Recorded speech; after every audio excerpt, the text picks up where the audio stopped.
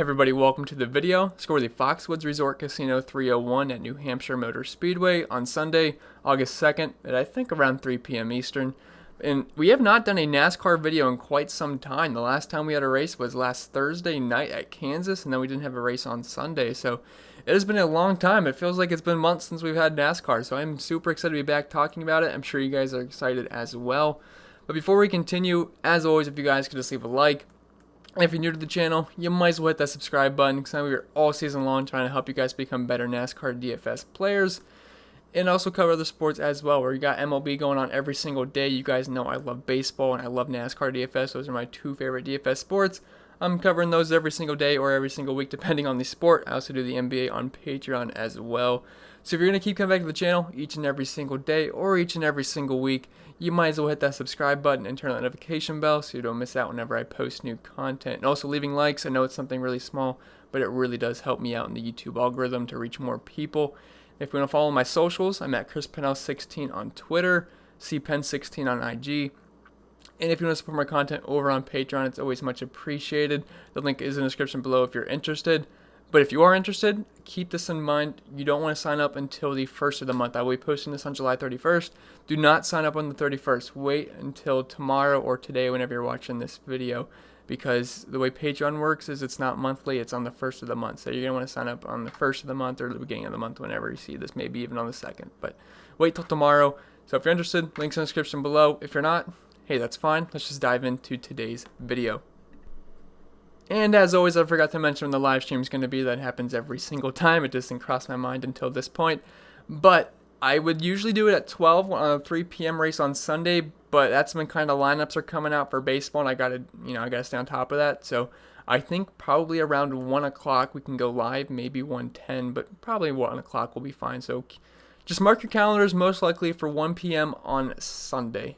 It might change, but I will tweet it out and also have it posted, probably the day prior on YouTube, so you guys can check in as well and see what time I'm going live. But I will keep you guys updated. But the preview of this race, this is the Foxwoods Resort Casino 301. Quite a fun name there. There's your outline of the track. Nothing too crazy there. And this is New Hampshire Motor Speedway, also known as the Magic Mile. It's a flat, short track. Similar tracks are Richmond and Phoenix. You could also throw Martinsville in there because it is a shorter flat track, but it's not quite as similar as Phoenix or Richmond. It's about 1 mile in length, just a little bit over that. There's going to be 301 laps, which means there's 225.75 Dominator points available, which means Dominators are going to be pretty important this week. It's not like it's a 500 lap race where you got to fit in every single Dominator that you possibly can, but you're definitely going to want 2 to 3 Dominators this weekend. And with Eric Gummerall on the pole, you could certainly make some 3 Dominator lineups that do make sense. But there's nothing really too out of the ordinary this week. They are using the short track aero package, which is the low downforce, high horsepower package for the 750 mile per hour horsepower package. I think I'm saying the word package too much, but you guys get the idea. Low downforce, high horsepower. They've ran this at the short tracks this season, like Phoenix, Martinsville, Bristol might be missing one, but I think that's the only ones they've ran them at. So looking at how drivers performed at those tracks is something you can keep in mind, but we really only have one race that I'm like 1 or 2 races that even are comparable a little bit. So, and I mean, there's not much of a data size to use, and we also haven't really ran at similar tracks so far this season besides Phoenix. That's only a 1 race sample size, so we don't have much to go off of this weekend. So it's going to be a little bit of guesswork, but we can also look at recent track history, the track type performance, and I guess this season's statistics for the most part. But I think that's pretty much it for the preview, so we can probably dive into the driver-by-driver breakdown. And as I always mention, this is not my most polished thoughts. My most polished thoughts will be on Patreon after I have a day or two to soak this all in. This is kind of my first rundown through the slate, and I'm just going over it with you guys, so you're just getting my real first initial reactions. Yes, I've looked at the pricing. I know where the guys are starting for the most part, but you're going to get my first initial reactions here, and then we'll have the more polished thoughts on Patreon and on the live stream when you guys come on and ask me questions, and I'll answer your questions. But for the most part, I think pricing is pretty solid. There's a couple of guys that might be a little too low, but for the most part, they did a good job. Unfortunately, they priced our boy Blaney up to a point where it's very tough to fit him in, but we'll talk it through. So let's start up top. We have Kevin Harvick. He comes in at 11,600, and he has won the last 2 races here at the Magic Mile. And as always, Kevin Harvick is always a top target for me. It's kind of hard not to have him as a top target. Now, I know last week At Kansas, he started on the pole and he didn't even lead the first lap, which was insane. I mean, I didn't see that coming for sure. I mean, he's had one of the best cars all season long, if not arguably the best car, and he just could not lead a lap on the pole, which makes absolutely no sense to me. But hey, things can happen. Maybe it was because it was a night race, but new day, and New Hampshire has been a very good track for Kevin Harvick. He has 3 wins here the past 6 races. 5 top 10s. Hasn't been as much of a dominator as some of the other guys like Martin Truex Jr. and Kyle Busch. They've really been the top dogs here. And really, JGR, for the most part, performs very well at New Hampshire. But Kevin Harvick is someone we definitely have to have on our radars. He's the favorite to win the championship for a reason. Him and Denny Hamlin are pretty much the 2 top dogs this season so far, and they've been really, for the most part, the most consistent. Even Ryan Blaney you can throw in there as well. But, I mean, Harvick, obviously going to be a contender here. He's had one of the best cars all season long. He's first in average green flag speed. He finally overtook Chase Elliott last weekend, and he's been first since the NASCAR restart. And if you're actually looking at the average green flag speed at the short track package so far, Harvick actually does rank first. Now, it's not a big sample size, so I'm not really putting too much stock into it, but he has been first in that category so far. And if you're looking at his track type form at tracks like New Hampshire, Richmond, and Phoenix, which we're looking at the last 12 races at those 3 tracks, obviously good numbers all around. 6.9 average finish, 9 top 5s in the past 12 races, 2 wins, led quite a bit of laps. Overall, he's averaging the most Draftkings points per race this season at 63, 4 wins, 11 top 5s, 15. You guys get the idea. Kevin Harvick is an absolute monster. And if you have the salary, he makes plenty of sense. You get a little bit of PD upside here as well, and he's won a lot here at New Hampshire. So if you got the dough, I think Harvick is a good option. Is he pretty pricey? Yes. And is he a guarantee to lead laps? No, but it's something he's done all season long, and he's been very good at New Hampshire. So he's certainly on my radar. Dropping down to Ryan Blaney, he's 11,100. He got the best qualifying position from a fantasy standpoint because he's in 12th, so he offers the most PD upside that he possibly could have. But this also puts him in a tougher position because it's going to be harder for him to dominate, and he really has not dominated at New Hampshire. Past 6 races here, he's led 0 laps, and he's averaging 3 fast laps per race. But Brian Blaney is someone I've been really targeting at short tracks because he's becoming like quite the pretty strong racer at these types of tracks. And I mean, his numbers aren't like amazing at New Hampshire, but the way he's been running this season, I mean, I think he's definitely going to be on our radar. I mean, he has solid numbers here overall. He had a top 5 recently as well. And if you're looking at the season statistics, I mean, he's got 5 top 5s. He's averaging some of the most laps led per race and some of the most fast laps. And overall, he's been excellent this season. Yet to get that win at a non-super speedway, but I still think Ryan Blaney should be on our radars. But if I had to pick between him, Truex, or Kevin Harvick, Ryan Blaney is probably going to be third in that category because I feel like I can trust Truex more at this track just because of how good he's been here.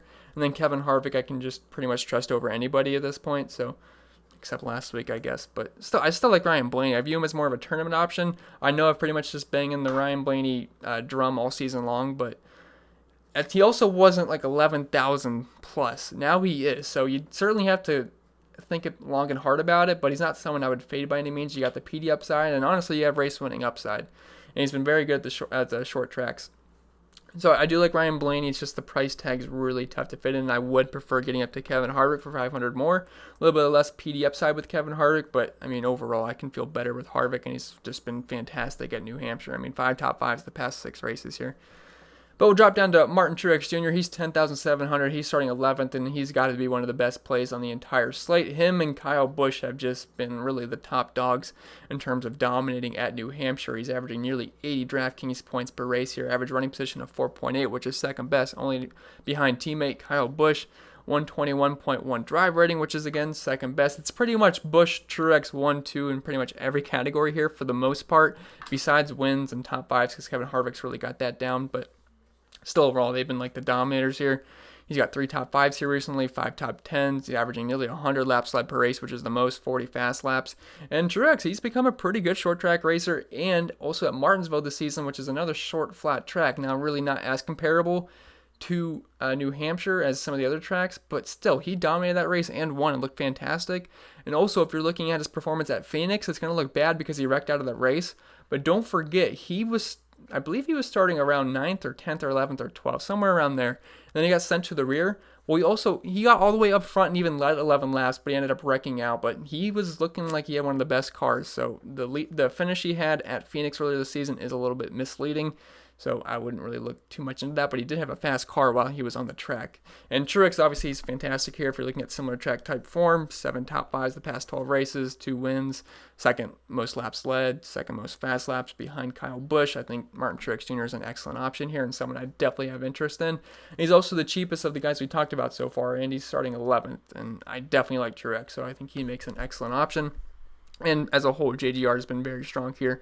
Eric Jones has been strong here. Denny Hamlin, Martin Truex, and Kyle Busch all been pretty good. And also Matt Kenseth, because when you're looking at his numbers, it was in a JGR car, and as you're going to see, he's been fantastic here. So JGR is the really good track for them. Then dropping down to another JGR car, we have Denny Hamlin. He comes in at 10,400. He's starting second, which I always hate when a guy starts second because it's like, well, he's got to beat the guy on the pole, and sometimes it's not as easy as it sounds. He's going to be right beside Aric Almirola. Now, if I had to guess, I think Aric Almirola should be able to lead laps early on, but Denny Hamlin should be a threat all day. This has been a very good track for him. I believe last year he led 121 or 123 laps starting in the 20s. He finished second to Kevin Harvick, but this is a very good track for Hamlin. Anytime you go to a flat track, Hamlin should be on our radar because he performs very well at all of them for the most part. He's averaging over 50 DraftKings points per race here, has a win here recently, 2 top 5s, a good amount of laps led if you're looking at the track type form at these types of tracks. 7 top 5s at the past 12 races at these, Richmond, New Hampshire, and Phoenix.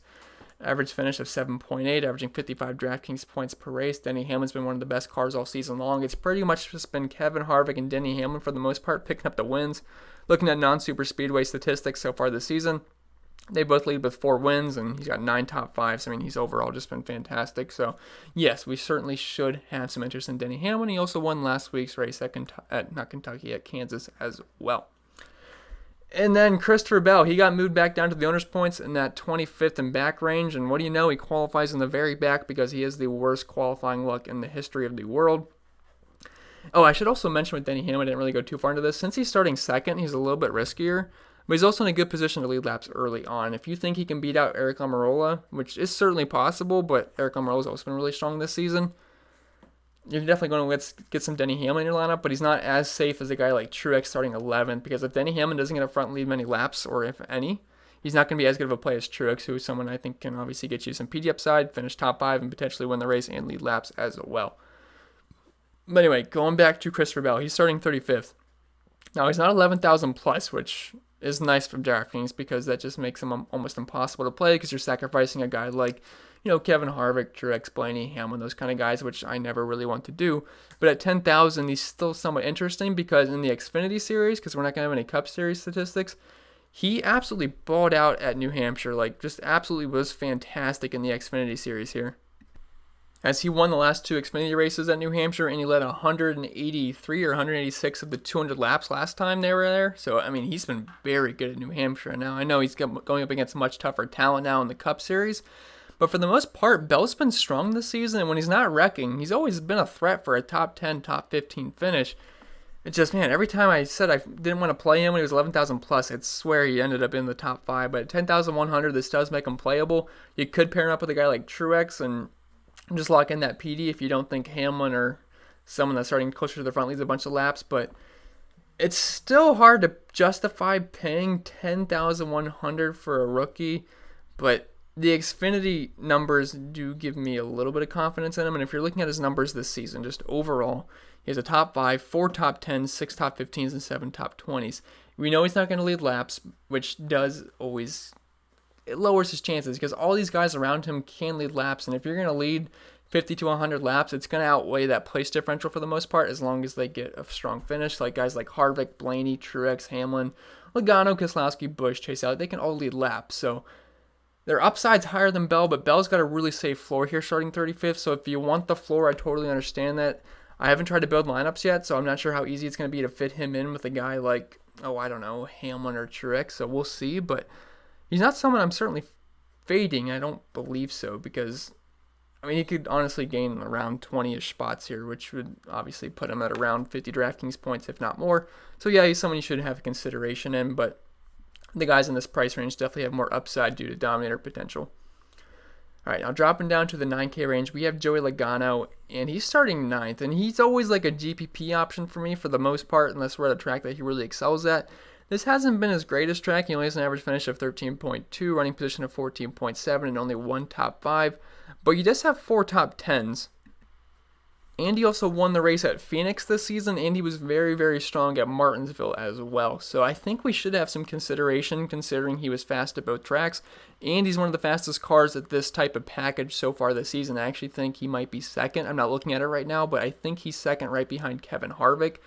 So I think we should have some tournament appeal with Joey Logano. He's not someone I would fade whatsoever because he's been strong at the similar tracks so far this season. If you're looking at his numbers at the track type form, he's got a win, 3 top 5s, 8 top 10s. That win's coming from earlier this season at Phoenix. And overall, he's always been he's a solid contender pretty much every single week. I mean, he's not someone you can always throw out the window because it's Joey Logano. He's in a top tier car. He's got top tier talent, and he's a guy that can always lead laps. So Joey Logano is on my radar, but only for tournaments because I would prefer a couple of the other guys that are priced a little bit lower or priced a little bit higher, but not someone to leave out of your player pool for sure. Dropping down to his teammate Brad Keselowski, he comes in at 9,500. He is starting 4th. He's an okay option, but I got to be honest, there's guys I like more on the slate. I'd much rather play Kyle Busch, someone who's been absolutely fantastic here. And then a little bit up, we have Joey Logano, Christopher Bell, Denny Hamlin. But Keselowski, he's always a guy that seems to be there at the end. And the slates where I feel like I don't want to play Keselowski, I swear he ends up getting up front, leading some laps, and usually gets a strong finish because that's just what Keselowski does. He's one of the more consistent drivers in the entire series. And he does have 2 top 5s here recently, so it's not like he's trash whatsoever. He's got an average running position of 9.3, good driver rating. If you're looking at these types of tracks, he's got 3 top 5s, 9 top 10s, obviously a good amount of laps led. It's Brad Keselowski. You know what you're going to get. You're usually going to get a strong finish. And if you're looking at his numbers this season, he's got the second best average finish right behind Kevin Harvick. He's at 6.9. He's got 1 win, 7 top 5s, 14 top 10s, which is only behind Kevin Harvick. Good amount of laps led. I think Keselowski is more of a tournament play like his teammate Joey Logano, but definitely someone you should have in consideration because I feel like his ownership is going to be a little bit lower because he's starting 4th and there's some other better plays around him, but that's why I feel like I'd have more tournament appeal to him. But someone I really like, which is scary to say, it is Kyle Busch. He's 9,300, and I know it's a different package, but he looked good last week, and I didn't really have any, which was disappointing. I had a couple of lineups with Kyle Busch. Unfortunately, I made like a hedge lineup because I was really heavy on the Harvicks and Blaney's of the world, and I was lower on the Hamlins, Kyle Busch, and I was heavy on Truex too. So I was lower on Keselowski, Hamlin, and Busch, but I had a lineup with them together, and it ended up being a really good lineup. I think I finished like 2nd or 3rd. But so thankfully I had that. But Kyle Busch looked awesome last week, and he showed some speed, showed some life, and I think we should have some interest in Kyle Busch because this is his track for the most part. And JGR has just been very good here as a whole. And he and Martin Truex have just been the main dominators here recently. And actually together in the past 6 races, they made 7 optimal lineup appearances, like combined. So they've definitely been guys you want in your lineups for sure. Kyle Busch certainly going to be one of them. He's only 9,300 and he's starting 5th. And that price tag's what's drawing me in. I think that's too low of a price tag. And if we're just looking at his numbers at New Hampshire, the past 6 races, obviously they're going to be fantastic, averaging nearly 90 DraftKings points per race. The best average finish of 5.7 if you're just excluding Matt Kenseth because that's a different circumstance now. Running position of 3.9, best drive rating, 1 win, 95 laps led per race, 52 fast laps. If you're looking at his recent track type form, the past 12 races at these types of tracks, it's by far and away the best. Like, he is just excellent at these tracks. He's got 5 wins, 125.7 driver rating, average running position of 4.5, average finish of 3.5, which is just insanely good, 9 top 5s, 11 top 10s, over 100 laps led per race. Yes, I know he has not been that great this season, but he showed some life last week. And I know it's not a similar track at all in Bristol because it's steep, but he was still first in average green flag speed using this package at Bristol. Now, at Martinsville, that was one of the wildest races of the season. He had a terrible finish, but Keselowski, Ryan Blaney, Hamlin, Kyle Busch, Eric Almirola, they all went like a lap down immediately. Blaney and Keselowski were able to recover, but Busch and Hamlin, for the most part, certainly weren't able to. But Busch did pick up some fast laps back there, but he could just never get on the lead lap. But I still think Kyle Busch, he's just too good at this track. He showed life last week. We're getting a really good price tag on him. I could see him end up being pretty popular on this slate, especially since he did well last week. So I'm definitely on the Kyle Busch train this week. It sounds scary to say, but he's drawing me back in, so I'm prepared to be disappointed. But I have a good feeling about Kyle Busch this weekend. I really do. Then going down Chase Elliott, he's 9,100. He's starting third. If you're looking at his average DK points per race, it's going to be a little skewed because he did get into an incident where he finished near the very back one race. But he's still someone we should have some consideration in because he's been so fast this season. He's been one of the fastest cars in this aero package so far this season. Actually, second right behind Kevin Harvick. Joey Logano's third. I was thinking Logano was second earlier. Elliott's second. Harvick's first. Logano's third. And I think Keselowski's fourth. But yeah, I think he's fine. He's really cheap at 9,100. I feel like he hasn't been this cheap in a while. He's starting third, so he's a threat to get up front and lead laps early on, which does give him some appeal in tournaments. It's just, oh man, I think Hamlin's more likely to lead laps. I think Eric Almirola is more likely to lead laps, and I also think Kyle Busch is as well. But Chase Elliott's a guy that's appealing in tournaments because he is starting third, and if he gets a good jump on the restart, gets the right kind of push, makes the right kind of move, maybe Almirola or Kevin Harvick make a slip or something, the car slips up or whatever, there's potential he could get up front and lead a lot of laps, and he does have a top 5 here recently, not really much of a lap leader, only 4 laps led per race the past 6 races. But I still think we should have some interest, and he did perform very well at Phoenix earlier this season. He actually led 93 laps from the pole, so that's an encouraging sign as well. And he also had Kevin Harvick right beside him too. But yeah, Chase Elliott, I think he's fine in tournaments. I like the price tag. He's had one of the fastest cars all season long. He's second in average green flag speed. He was first, but he finally got passed by Kevin Harvick. But for the most part, Elliott's been really strong this season. He's got the second most fast laps, tied with Ryan Blaney right behind Kevin Harvick. 8 top 5s, 2 top 10s, a good running position, a good driver rating. Yeah, Chase Elliott, I think he's a fine option in tournaments. Not sure if I'll get there in cash games, but I do like the price tag quite a bit. It's just I feel like I'd rather go with Kyle Busch because he offers me a little bit more PD, and he's just been downright elite at New Hampshire. And besides Eric Almirola, that's probably going to be it for the Dominator. So now we're going to be talking about guys that have potential to finish high, or some place differential guys, or guys I'm just really not that interested in. But we'll start with Eric Jones. He's 8,900, and you guys always know I got to have some interest in Eric Jones because every single week I like Ryan Blaney and I like Eric Jones. That's just how it works here. And it's been working well for the most part this season, especially with Ryan Blaney. Eric Jones is more of a wild card, but he has put together some strong races. Starting 17th, I think we should have some interest. He's definitely got some PD upside here. Now, if you're looking at his average DK points per race, he did wreck one race and finish, I think dead last. I forget exactly where it was, but I'm pretty sure it was the very back. So it's going to skew his numbers a little bit, but he has had some good races here. He has only 4 here, but he's got 2 top 10s and a top 5. I believe he finished third that race. And he's racked up some fast laps as well, averaging 11.3 fast laps per race. And like I said, JGR has ran pretty darn well here. I mean, if you include Matt Kenseth on the 20 car, I mean, he was excellent here. Then Hamlin, Truex, Busch, all really good here. So, and JGR looked really good last week too. So if they're finding their stride, it would be a good time to do so. And also, one other thing for Eric Jones is that he's got to find a way to make the playoffs, because if he doesn't make the playoffs, there's a good chance Christopher Bell is going to be knocking down his door trying to take in his seat, because missing the playoffs in a JGR ride is just not a good look, and Eric Jones would certainly be on the hot seat. So there is motivation for him to push hard and get up front but try to win a race. Now, that also comes with some downside if he's pushing too hard and wrecks his car, which can tend to happen with Eric Jones, but I still think he's a fine option. He's starting 17th. Now, he's 9K, so he's obviously not like a slam dunk play, but he's certainly viable in tournaments for me. Then Jimmy Johnson, 8,700, starting 20th, which I feel like he's been starting 20th for so many weeks now, but we should have some interest. It's been a decently strong track for him. Average running position of 11.2. He's got 3 top 10s here, 5 top 15s. I'd say he's one of the more likely drivers to gain spots in this race.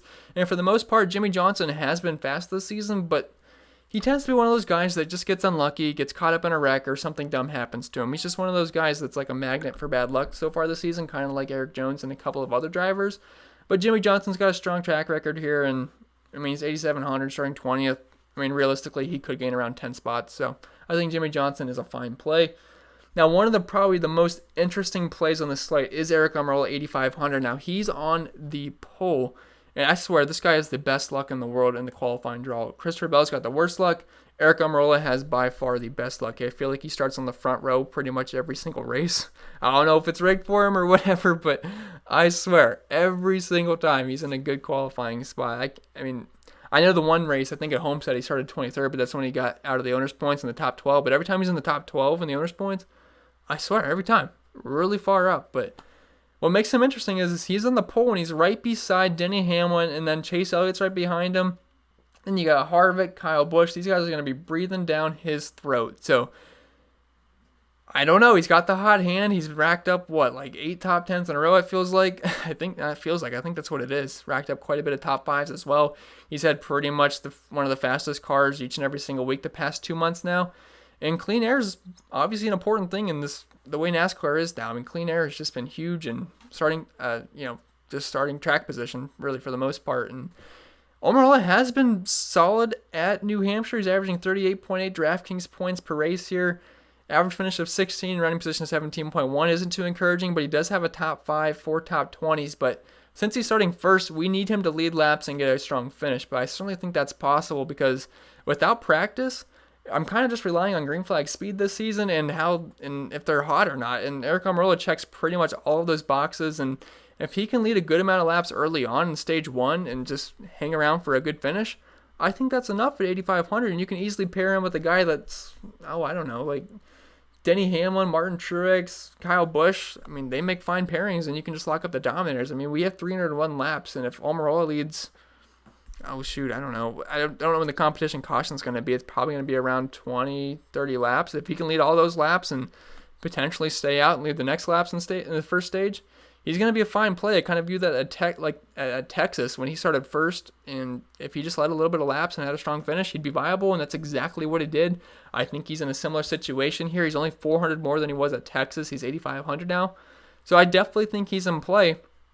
It's just if Denny Hamlin passes him early on, he's going to have a hard time making the optimal lineup, and Denny Hamlin's obviously a guy I'm going to trust more than Aric Almirola, but Almirola's been super strong this season, so he's definitely not out of the question to lead laps in this race. He's in the best position to do so. Now, if we're looking at his track type 4 in the past 12 races, it's been pretty good. He's got 4 top 5s, 5 top 10s, really not a big lap leader, but now that he's on the pole, and he has been leading laps recently, he's certainly viable here. And if you're looking at his numbers this season, he's got 11 top 10s, 4 top 5s, averaging 40 DraftKings points per race.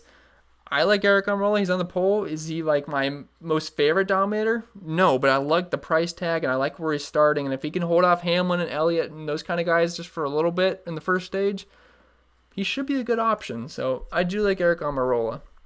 I'm not sure how much I'm going to have yet, but obviously not someone you can fade because the guy's been just dangerous so far this season in a good way. And then we have Matty D. He's 8,300. He's starting 19th. And if you're looking at his recent track history here, you kind of got to throw it out the door because he's in a much better car this season. He's got plenty of speed. He's pretty much in a Penske car and that Wood Brothers car in the 21 car. Although he did have a really strong finish here recently. Where last year he finished 5th, which is pretty good because he was not in that 21 car. And now that he's starting 19th, he's 8,300 and he's in a good car. I think he's one of the better PD plays on the slate. And if you're looking at his numbers this season, because you kind of got to throw a lot of these numbers out the window, he's got an average running position of 12.9. He's got 2 top 5s, 5 top 10s, 12 top 15s. There's a good chance Matty D is going to contend for a top 10 here. In 8,300 starting 19th, I think he's a very viable option. So I definitely like Di Benedetto. Now dropping down to Alex Bowman. He is 8,100 starting 8th, which I feel like he starts 8th almost every single week. He's not someone I have a ton of interest in. This has not been a great track for him. Average finish of 16.3, no top 5s, no top 10s, 3 top 15s. I know he's shown some speed this season, but he's just the guy that fades a lot, and he's a really hard one to trust too. I mean, he's had some good weeks, but for the most part, he has struggled to string together like consistent races. I mean, he'll be strong at one point, and then he'll fade, or he gets into an incident, but I think there's better plays in the slate for PD potential. Like, I'd rather play MDB. I don't think Bowman's going to get up there and lead laps. He's probably going to get passed by some people. So Bowman doesn't really stand out as a strong play for me on this slate. Dropping down to the 7K range, we have William Byron. He's 7,900 starting 16th. Only has 2 races here, but he has finished inside the top 15 each time. Average finish of 13th. Average running position of 15.9. I don't love Byron. He's probably going to finish close to where he starts, but the guy's got top 10 potential. He's had speed in his car this season.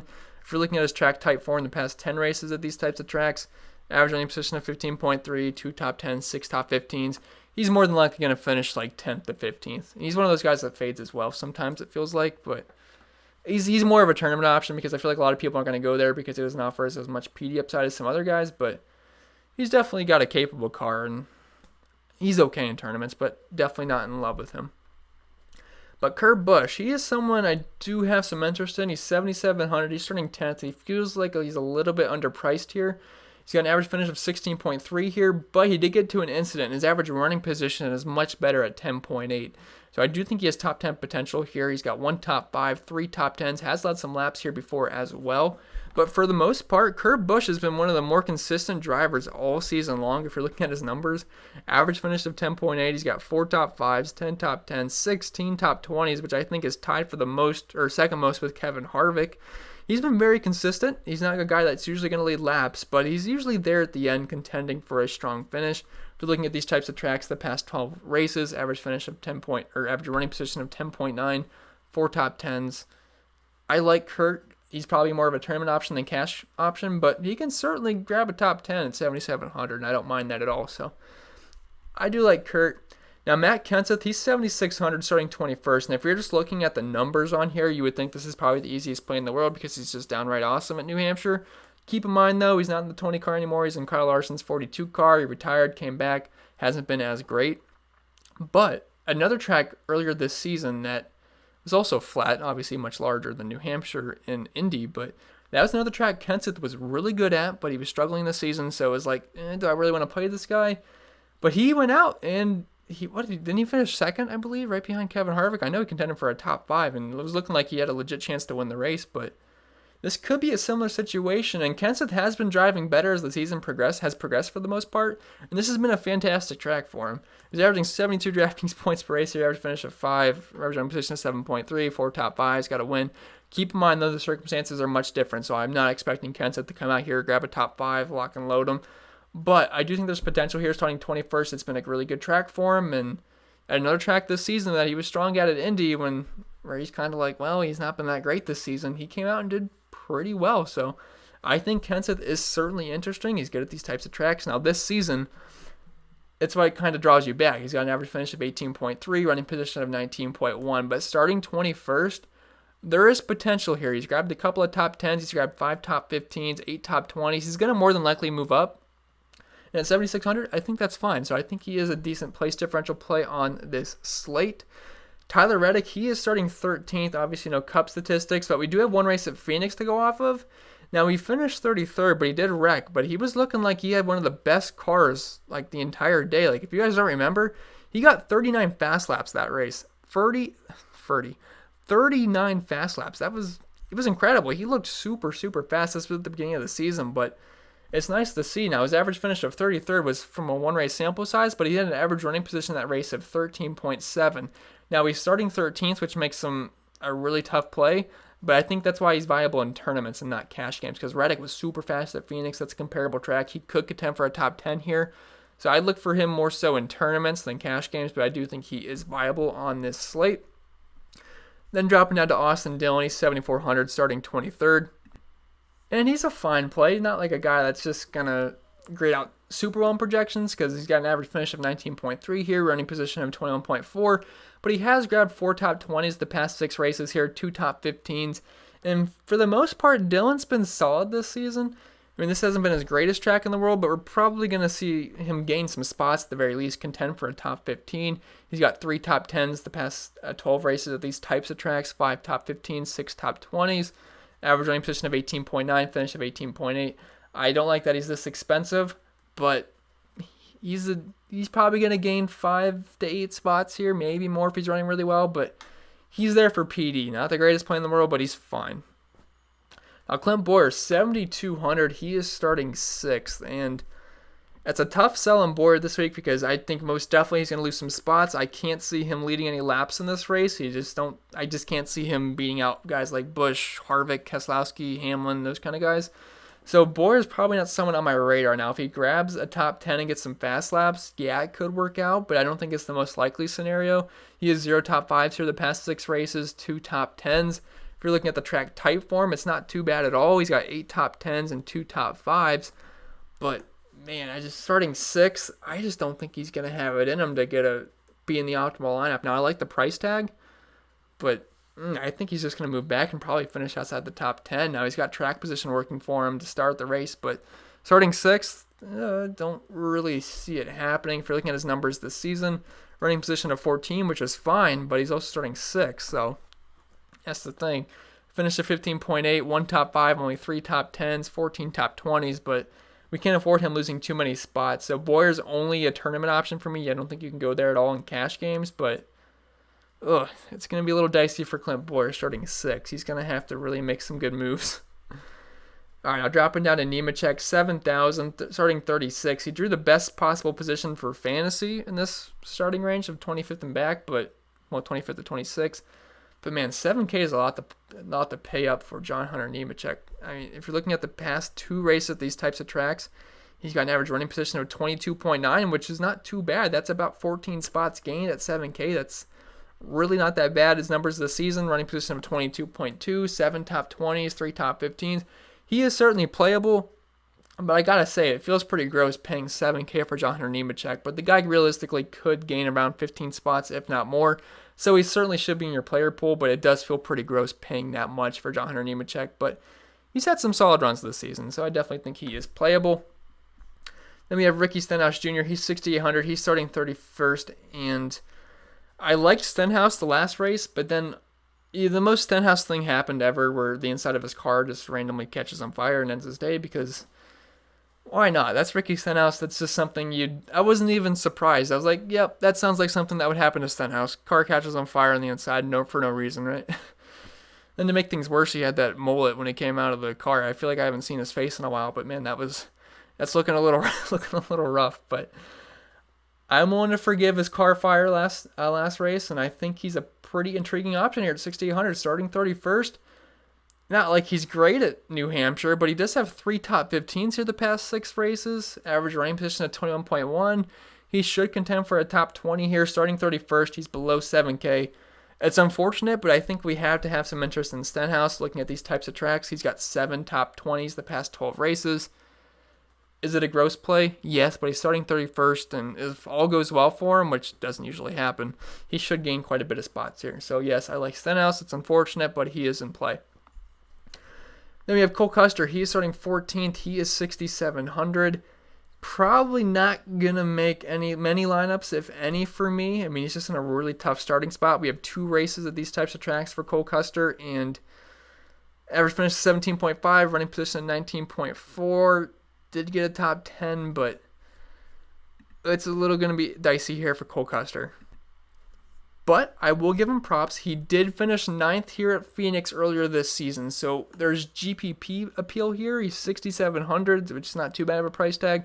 You can play him, hope for a top 15, and you won't be that bad off. I do prefer Ryan Newman starting 22nd, but Custer's fine in tournaments. But I just don't really like the starting spot for him. If he was in the 20s, I'd be all about it, but starting 14 is a little tough there. But Ryan Newman, he's 22nd. He's 6,600. I could see him ending up being pretty popular because he's got some pretty good track history here, and people love track history. Average finish of 13.3 here the past 6 races. Had a really strong finish here last year. He's got 3 top 10s, 4 top 15s, 5 top 20s. And if you're looking at the track type form, he's been pretty good those as well. Last 11 races, he's got 9 top 20s, 8 top 15s, 4 top 10s, average running position of 14.2. He makes sense for sure. He's starting 22nd. The price tag is nice. I could see him ending up being pretty popular on this slate, and I would agree with that sentiment, not statement, because I just said the statement, so of course I'd agree with it. But yeah, I like the Newman play for sure. I like the price tag, and I actually wrote him up in my preview article saying if he gets a good starting spot for fantasy purposes, he could become a pretty good play, and well, there you go. He did. Bubba Wallace, he's 6,500, starting 15th. I don't see how we can play him. He is never top 20 here. This is only a 2-race sample size, but if we're looking at the past 10 races at these types of tracks, he's got 3 top 20s, 1 top 10, 2 top 15s. He's starting 15th. I don't see how we can play Bubba here, so it's going to be a pass for me. Michael McDowell, 6,300. He is no longer in that 25th and back group. Starting 18th, this has not been a good track for Michael McDowell whatsoever. Only averaging 17 DraftKings points per race here, only 1 top 20. He's been pretty good this season, but starting 18th, he loses that luster he has when he's starting around 30th. So it's probably going to be a week where we can't play really much McDowell, if any at all. Going down to Corey LaJoie, he's 6,200. He's starting 33rd, and starting 33rd, you got to have some interest in Corey LaJoie. Has this been a great track for him? No, but really no one down here is really that great at these, really any track for the most part. But LaJoie starting 33rd. If you're looking at the track type 4 in the past 10 races, average running position at 28.4. No top 20s, but just gain us a few spots, and I'll be pretty happy with that this season. He's got an average finish of 24.5. He's got 4 top 20s. LaJoy is certainly play starting 33rd for sure. I could see him having some ownership as well. Chris Buescher, 6,100, starting 24th.